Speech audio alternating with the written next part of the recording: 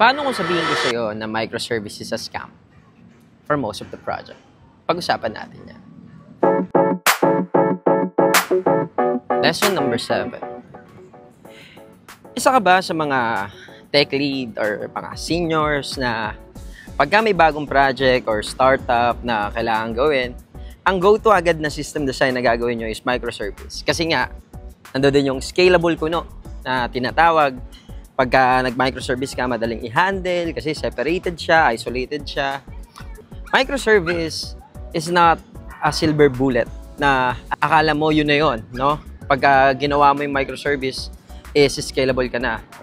But in reality, doing microservice in the early stage ng project actually introduce more complexity rather than building the actual solution for that specific project. And I learned that the hard way. Kasi before, yan din yung thinking ko na pagka gagawa ko ng application, kailangan microservice kasi scalable, ganito, ganyan.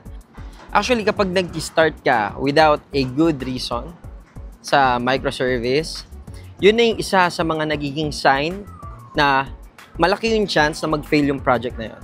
Ang nangyayari is dumadami yung time nila for solving yung mga unnecessary complexity like yung mga integration, yung mga deployments, at kung ano-ano pang mga shit na nangyayari sa microservice. So yung natutunan ko for 7 years na working sa IT industry na you should always start with a well-structured monolith.